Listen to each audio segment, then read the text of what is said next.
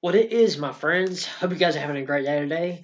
Um, Today I want to talk to you about a movie that is celebrating its anniversary this year. Actually, 20th anniversary. One of my personal favorites in this beloved horror franchise, the Final Destination series, Final Destination 2. Yep, this is the entry with the infamous log truck that pretty much starts the entire highway accident at the beginning of the film. So directed by David Ellis and starring Ali Larter, who returns from the original as Clear Rivers, um, and also starring A.J. Cook, Michael Landis, and T.C. Carson, Susan Boyd, and Jonathan Cherry. Uh, this time around, this concerns a young woman who, after after she saves a group of strangers, but is unable to save her friends from a horrible highway calamity consists of a multi-car pileup.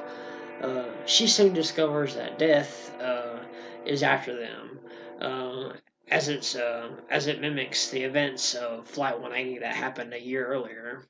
Uh, when they realize that death is after them, they have to stick together and try to help each other to survive. And for that they seek help from Clear Rivers, played by Ali Larter, who has holed herself up in a mental hospital in order to protect herself, thinking that that's the only way that she can beat death.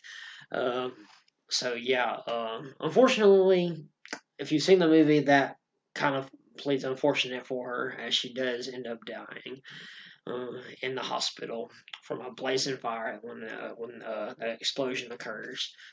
But yeah, this is one of my favorites in the franchise. Uh,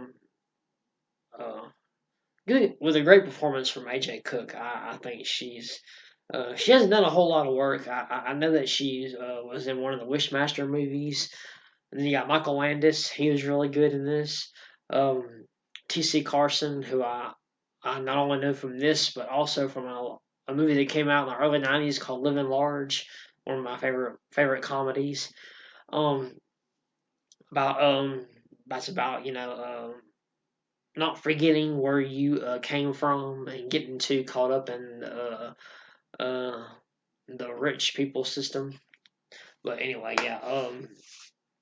One of my favorite aspects about Final Destination 2 is that it has a really good connection with the original because it explains that each of these new characters actually have a connection with the original characters, which I think is kind of cool. And the fact that death is working backwards instead of forwards, I thought was kind of interesting.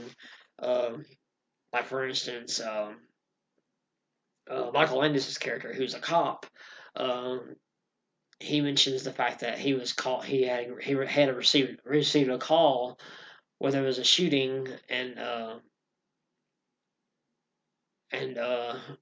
he had to he had gotten a last minute call to clean up the scene with the train where Billy Hitchcock, played by Sean William Scott, had got his head cut off. Uh, so that was kind of interesting how these new characters kind of had a connection with the original, and I thought that was kind of interesting. But yeah, definitely one of the better entries in the Final Destination franchise. I love the original. The third one is one of my favorites as well. Uh, didn't really care for the prequel. Well, sort of. I guess you could call it a prequel in a way because it never mentions anything about Flight 180, so I consider it kind of like a standalone. Either way, the Final Destination is really not that great. I've seen every one of them in the theaters except for one and two, and then I really loved five. I think Final Destination 5 was a big improvement over the Final Destination, and it introduced a really nice little twist, especially that ending. If you've seen Final Destination 5, you know what I'm talking about. But that's my review for Final Destination 2. I love you guys. You guys are the greatest, and I'll see you in the next one.